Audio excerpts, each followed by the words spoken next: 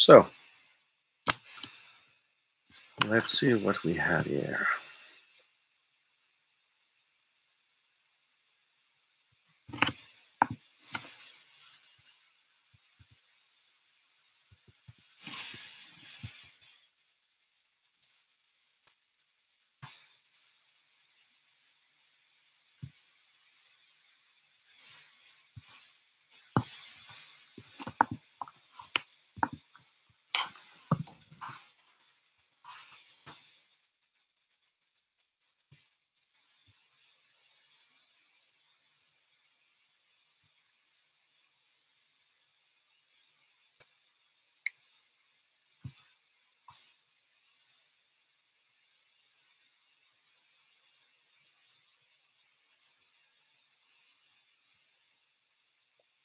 Let's try to see.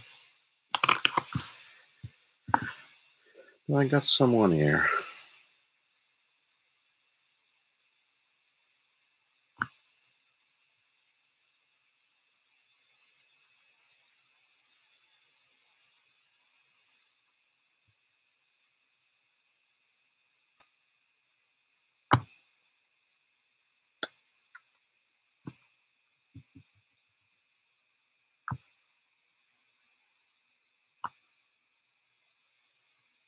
Not too bad.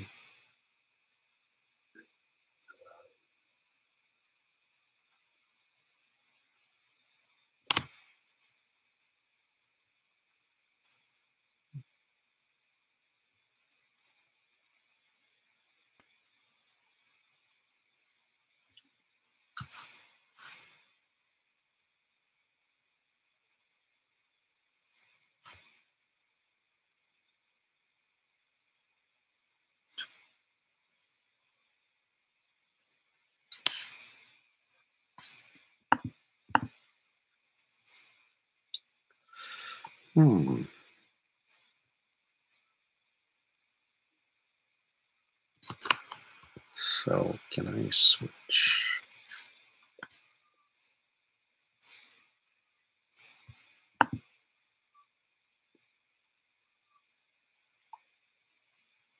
Not too bad.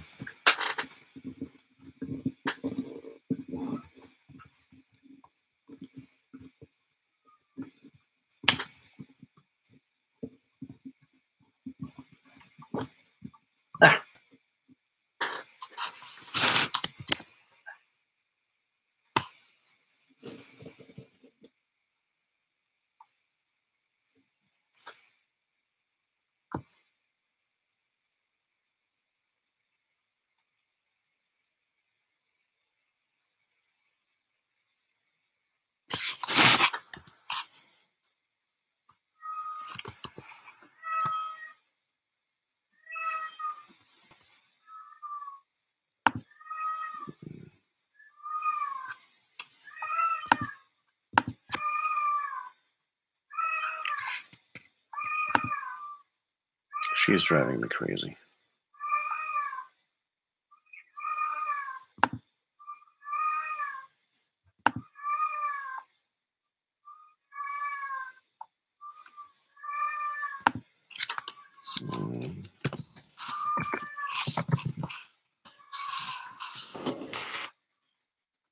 There.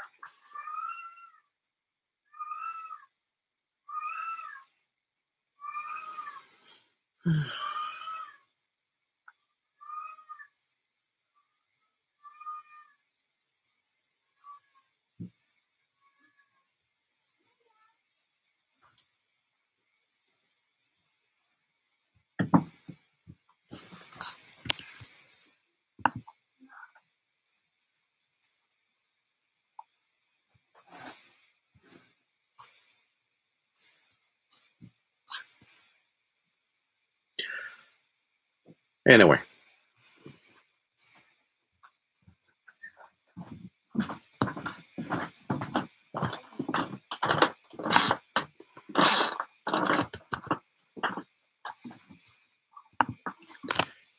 Salut Jesse. Premières expériences.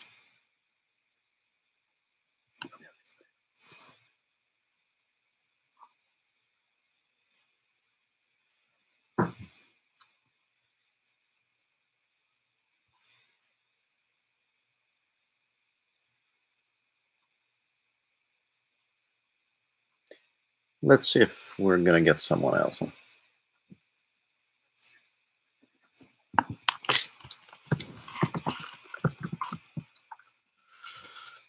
Don't worry.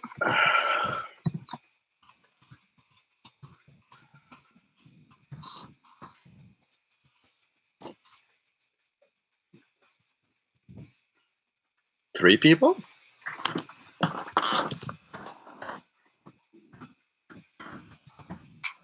There now. Wait.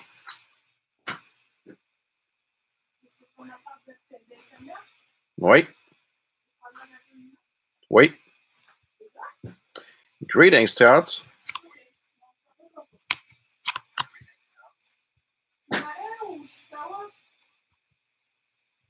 Comme tu veux. Chemin.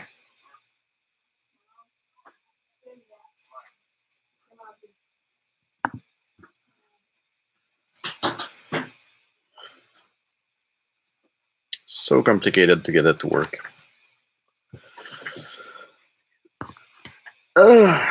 So.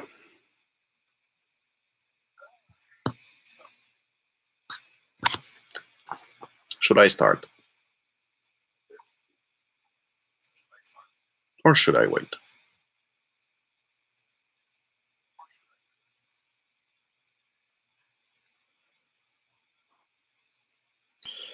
My setup, geez. A Samsung Galaxy Note that it's serving me as monitor, and I'm broadcasting straight from my webcam. MacBook 13, man. MacBook Pro 13 inches, and it's a 2013.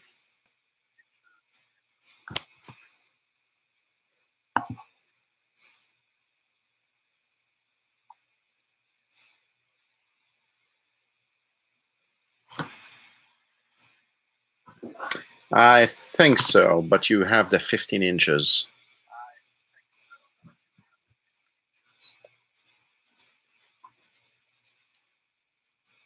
Fairly decent machine at the end.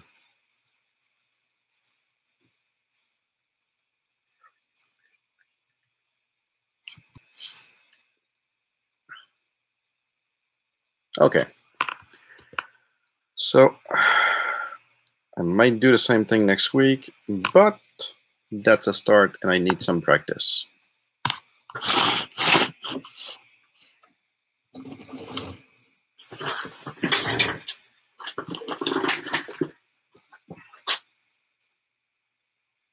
So Wi-Fi 101, mainly for home. I thought it would be the best to do it straight from my like this, because Wi-Fi is kind of difficult to explain at the end. So my name is Simon Forget. I've been working in telecom for the last 20 years, and specifically on large Wi-Fi networks for the last 5.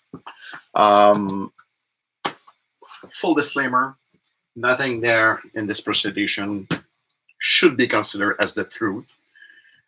Make your own researches and judgments. English is definitely not my first language, and Forget spells like forget, but not the same pronunciation.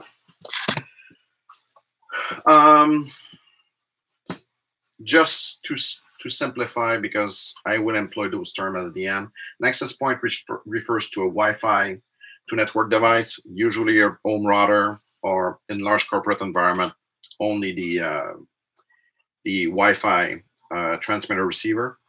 And a station is actually any station. So I will speak about a station that will include a laptop, a desktop sometime, mobile phone, tablet, and so on. How it works. Let's begin by the five bands, actually. We see all the time 2 major bands, which are the 2.4 and the 5 gigahertz. But we have also 3 minors, which are the 900 megahertz, which is a lesser known band, fairly recent as well, and not very deployed. It's mainly used for small but long range connections, up to almost a mile actually. 60 gigahertz is another newer band. Not very used, but it's high data, but almost no coverage. Main scenario will be for remotes or gaming pads into your family room. And then there's another one, which is the 4.9 gigahertz, which is licensed and mainly used on campuses network, outdoor networks. How it works as also on Wi-Fi, if we just take the example of your mobile phone, on a cellular network, that networks tell you where your mobile phone, where it will connect. So your phone boots up, it will try to connect to the network, whichever base station will answer. But at the end, the network will tell your mobile phone to connect to a specific number on a specific carrier on a specific time slot. On a Wi-Fi network, we reverse the paradigm.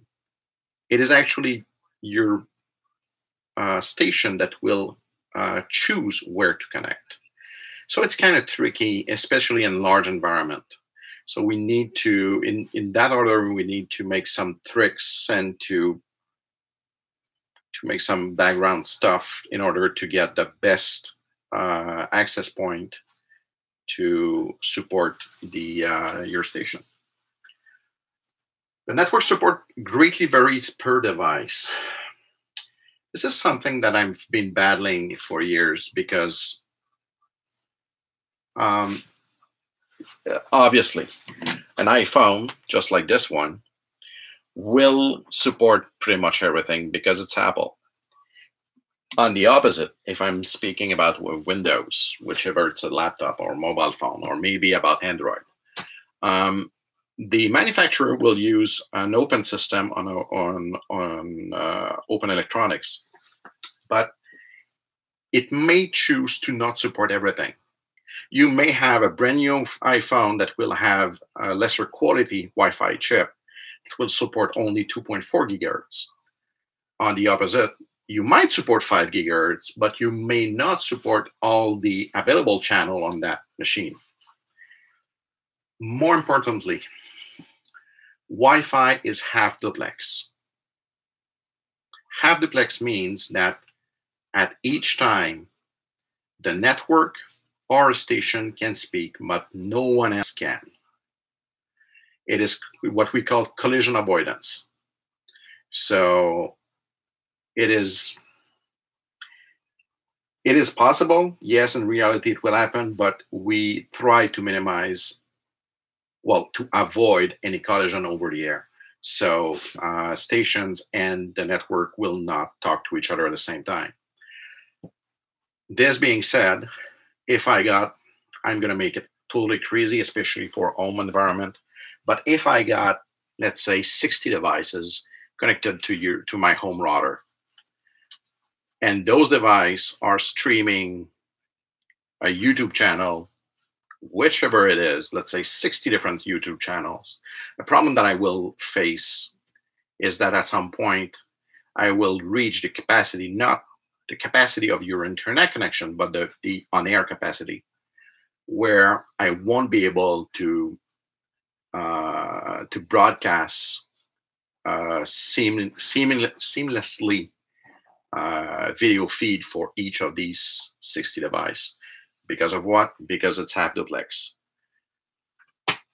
We're beginning actually to get into full duplex, beginning with the next standard to be approved over the next weeks, which is 802.11ax. But it is still some stuff that we won't see available on market for either from the infrastructure, either from the device to support it over a couple years actually. Now, yes, I need to do it a bit of physics in such way that you will understand what will follow. Attenuation, it is basically inside a building. We got many kind of material that makes that building. Drywall will not have the same attenuation as wood or as glass. And in glass, depending on the thickness and depending if that glass, let's say, has lead in it, you will greatly vary the propagation through that glass. Concrete is a very hard example where you can have an access point and a station separated by a concrete wall, and both of them will see each other but might have problems to transmit. On the other side, if it is water, like an aquarium into a restaurant, so you got a table side by side, an access point on one side, but absolutely no reception on the other side because of that wall of water. Now, human beings are composed of 70% of water. So in a home scenario, it is not as important. But if we're getting into large crowds, we will use, in some cases, to our advantage, the crowds to mitigate some propagation problem that we got. Something else is called reflection.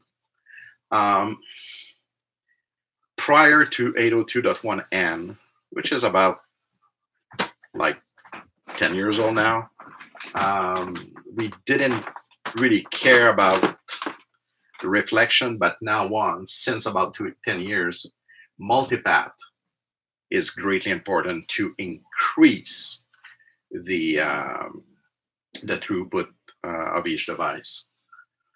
I'm going to stop there because I don't want to cover whole physics, and you have many other things than me talking about this at this point.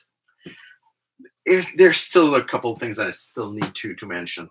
Polarization. Polarization is actually how the device will receive its signal. It can be vertical, it can be horizontal.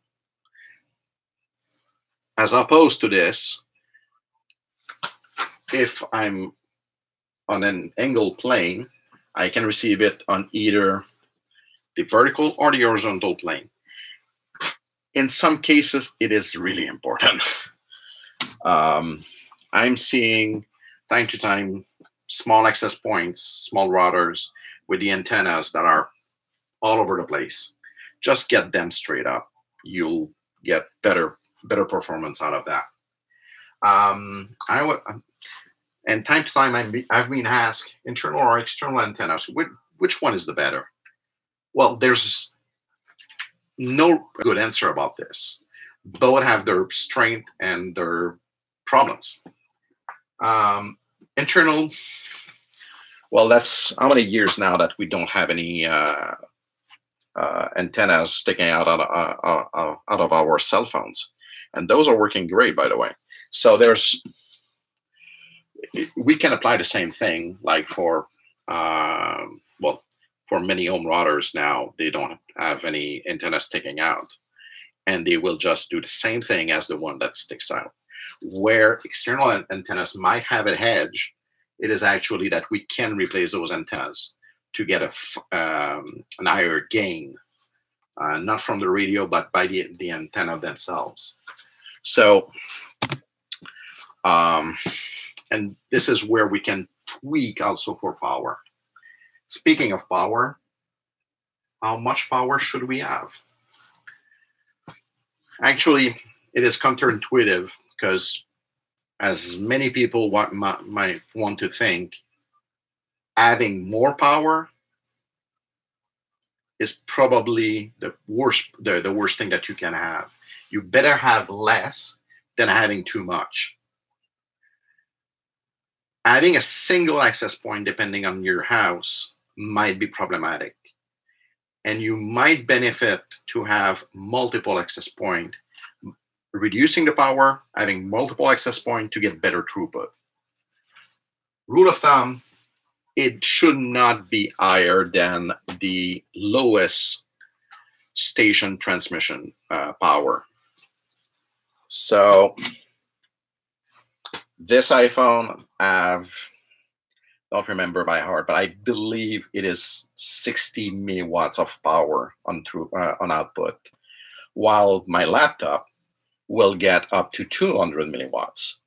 Well, in some circumstances, Wi-Fi can be within regulation. We can have up to 1 watt of power, and the paradigm is the following: if I'm speaking at a certain level, but my other party is speaking 5 times that level, so 200 milliwatt, 1 watt.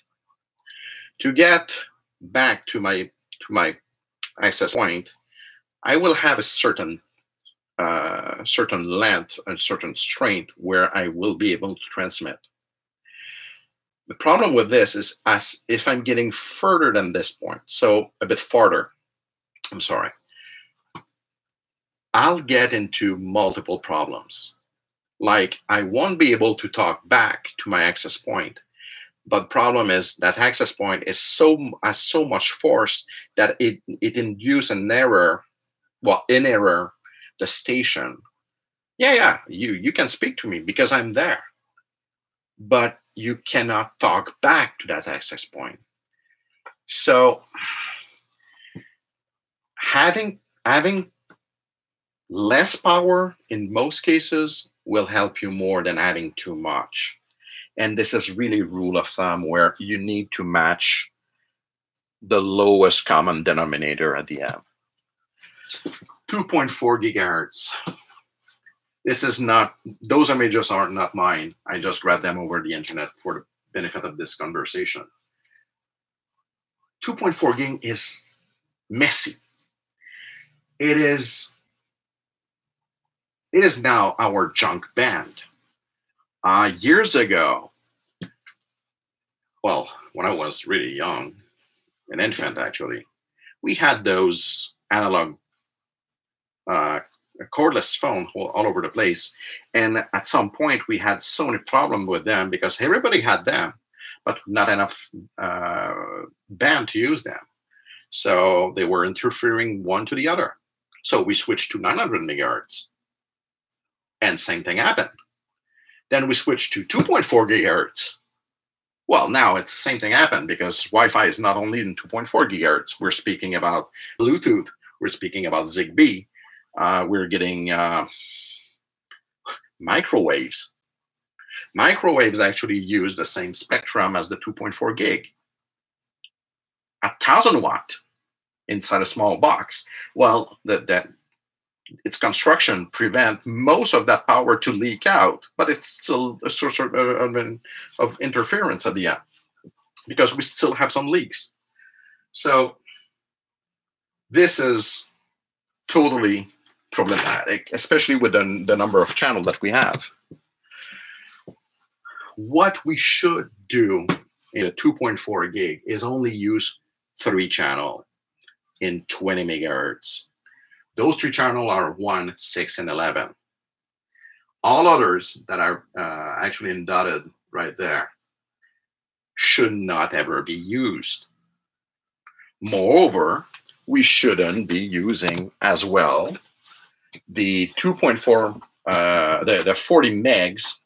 So I'm going to get back to 1 in order to combine 2 channels to get twice the bandwidth. I'll speak about that a bit later, but this is the whole idea. 5 gigahertz. Well, 5 gigahertz, if I'm looking at this quickly, I do have some Wi-Fi channel on the top, but also like the 2.4, those are public bands, so they're not only for Wi-Fi. So I got some fixed satellite service, Earth exploration, radio relocation, fixed wireless. Those are backhaul, by the way. Wireless microphone and cameras. I hate those. Amateur radios. Fine. Short-range devices. Some transport, which is more network of what we're seeing with networks of vehicles, Internet of Things, but related to cars, and some LAN, what we're actually using on Wi-Fi, but also into point-to-point technologies. So, and this graph is, by the way, courtesy of one of my friend, François Vergès, which is an RF engineer. So, by the way, all of those channels are the one that we should be using only. And we should be using them in the 20, and we can actually use them into 20, 40, 80, and 160 megahertz. Channel width. The more channel width that we got, the faster it will go. But it's not because we're configuring to get it faster that at the end, it will be faster. Like for power, you need to take into account the least common denominator. If you got a single device that goes, no, that's not a good analogy. Let's say we're on the road in Germany, and that road is being shared by any car, well, any vehicles, let's put it that way. So a Ferrari at 300 kilometers per hour will still have to slow down for a cart with a donkey, especially if it's a single lane road. Well, in Wi-Fi, we do have the exact same problem. If you do have a device that doesn't work the way it should, we're screwed. And it can be the device, it can be the network, it can be the way that we configure either of those. It's not always the device on its own that might be problematic. Time to time, it is still the device that we haven't configured the right way. So we're still looking into a vastly improved spectrum, especially because when we're looking into 2.4 gigs, we got about that only 3 channels of 20 megs. Now we're at 23 channels of 20 meg into the 5 gigahertz bands. So in the dues, make sure that all your stations are capable to use the 5 gig. Moreover, make sure they use it. This is really what we need to do. Secure your networks. How many times I'm getting into friend's apartment where it is an open network? I mean, they now have their DVRs, their data, that everything's shared with everyone else. I don't mind looking into their taxes if they let me do.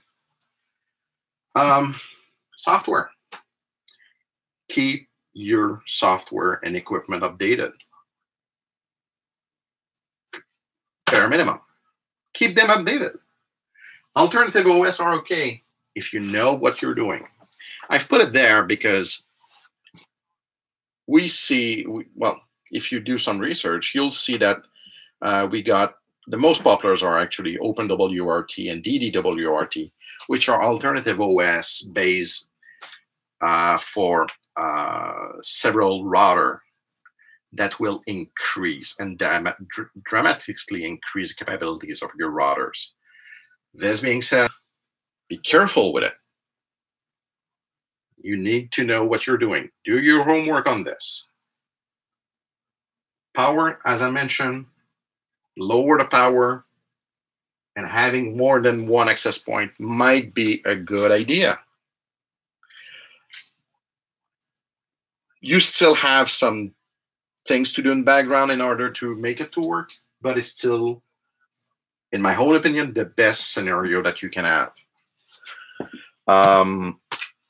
Cabling, nuances, remodels, everything's open. So pull in more network cable that you'll never have. It's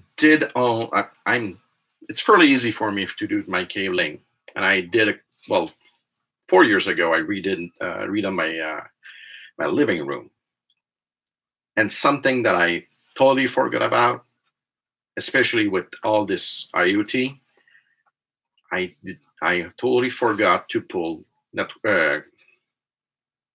just electrical cable beside my window, because if I want to put an automatically controlled blind that goes up and down, I don't want to rely on a battery. I don't want to get it straight on Wi-Fi or through any other wireless devices.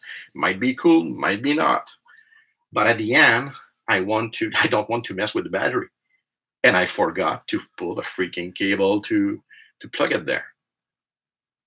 Never thought about it. 4 years ago, we had some development on that field, but it was way too expensive. Now, if I need to get one of those blind installed, I'll probably need to rip out the drywall to get it to work in a way it should. Alternative to category 5, 6, 7, whatever the number that you got for network cabling, would be to use power line adapters. Actually, power line adapters are very close to Wi-Fi in terms of electronics and the way that they work. The main difference is, rather than being over the air, we're just injecting that signal straight over your electrical cabling in your house. At the same time, we do have some coax adapters that use, in some cases, your 75 ohm regular TV coax that may be used as a cabling medium to get regular Ethernet frames, but straight over coax. Those technologies are quite related, but at the same time are a bit different. It's just in the way that they implement it. But when you got a receipt, you're just changing a few ingredients to get it updated, right? Use only 20 megahertz channel, 1, 6, and 11. That's it.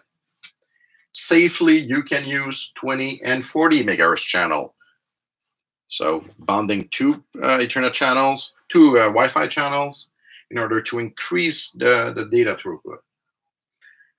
And after validation, you can use 80 meg. Well, most people will just activate it and just let it to go. But at the same time, if you're into a densely populated area like a condominium building, you might look into what others have before activating those functionalities.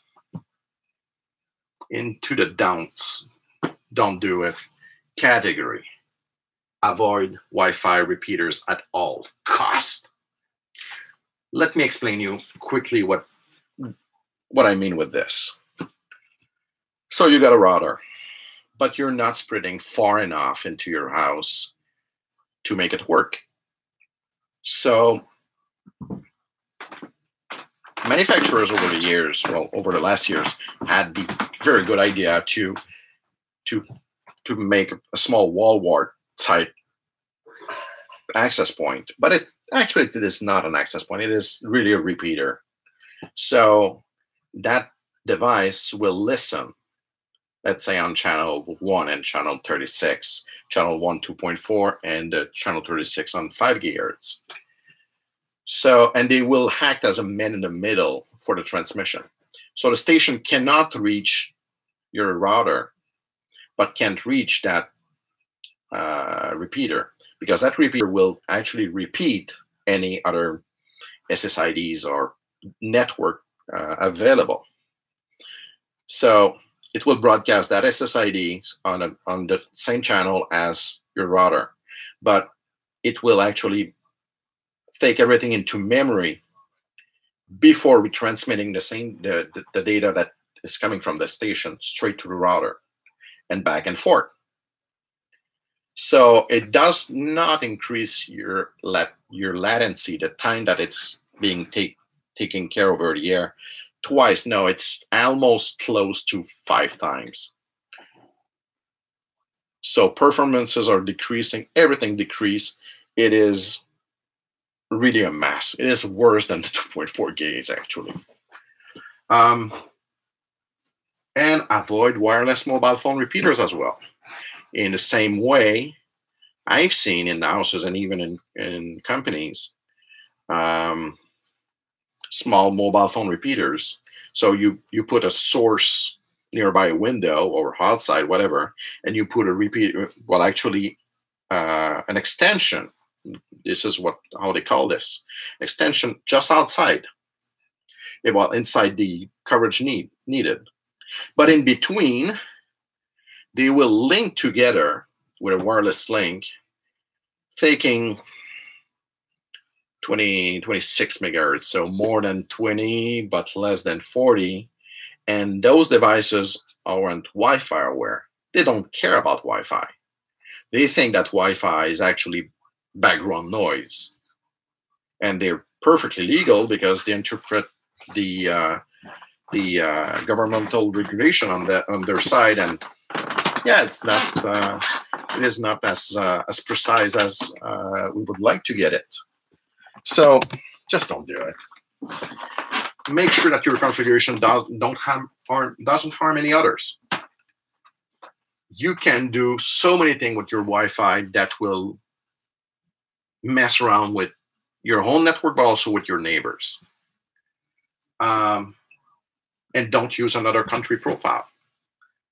It is not because a channel is available in another part of the world that is a good idea to get it in your own part of the world. And I'll skip to the third option because everything's related together at the end. If the options are available, make sure that indoor and outdoor configuration are set properly, especially for what we call DFS. DFS is dynamic frequency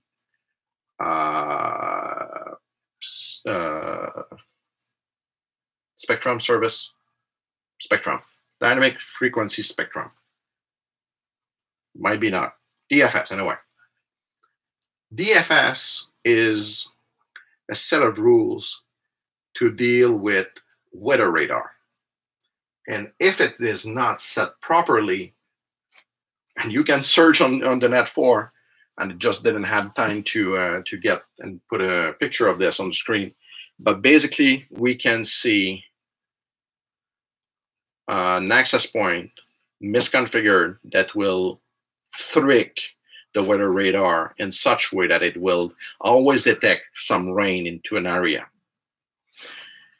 In any countries, consequences can be civil and sometimes criminal liabilities.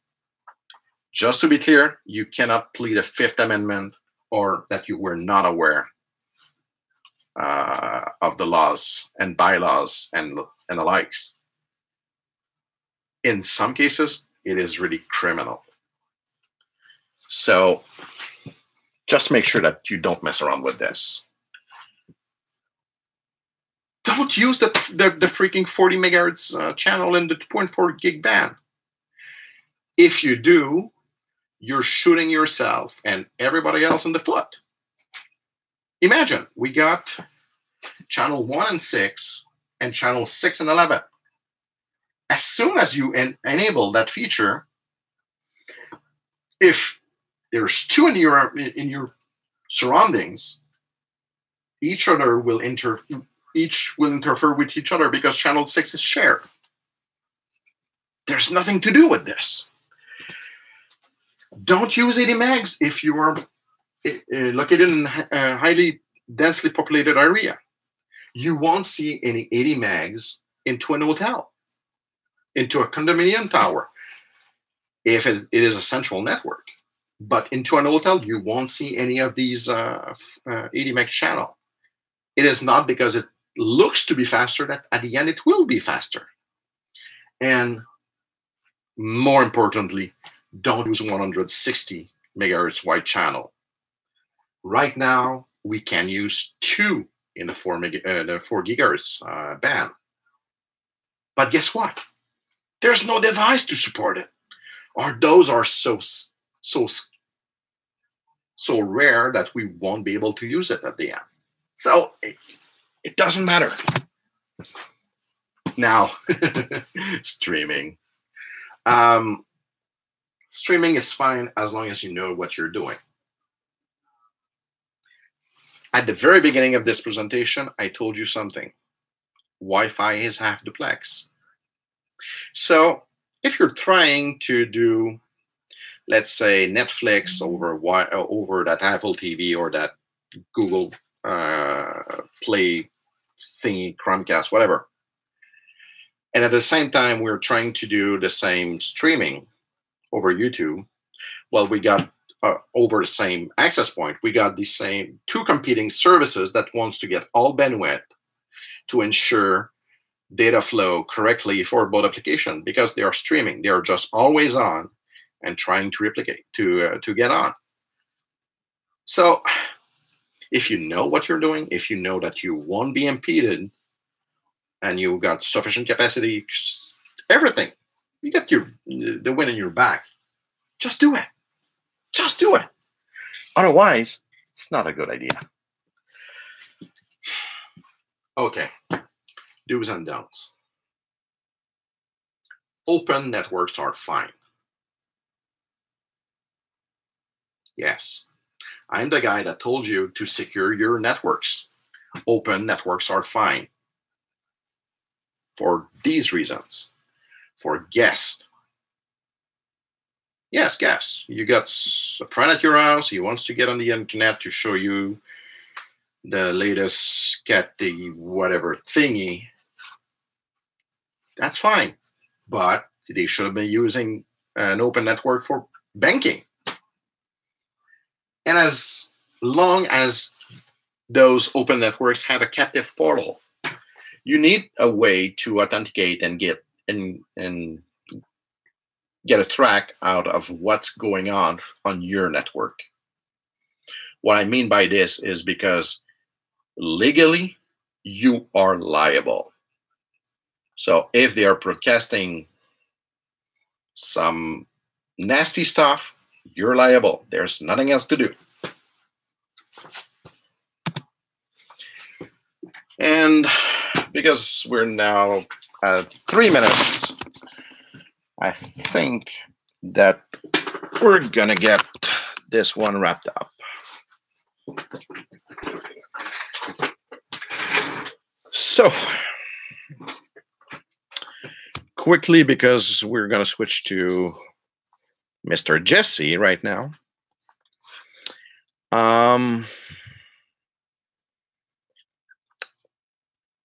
Just reviewed a few questions that I got. Raindance, mine starting to choke when editing. Yeah, that's fine. Not a lot of, no longer have many cordless phone in the 2 to 900 megahertz, and this is something that I wanted to address. Yes, it is now a clean band for whatever it is. There's still, yes, Jesse, there's still some people that leave their network wide open. Hi, LT.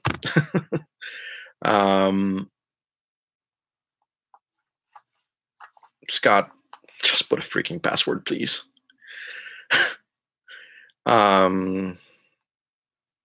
Actually, I may redo the whole thing because I messed up that presentation and I'm not happy really with it. And well, we were only 4 tonight to see it. Let's switch over to Jesse's live stream. Better wrap. It is better to switch it there. So as always, be safe, be careful, and keep up your good work. Ciao, guys. Let's head to Jesse's live stream. Way better than mine.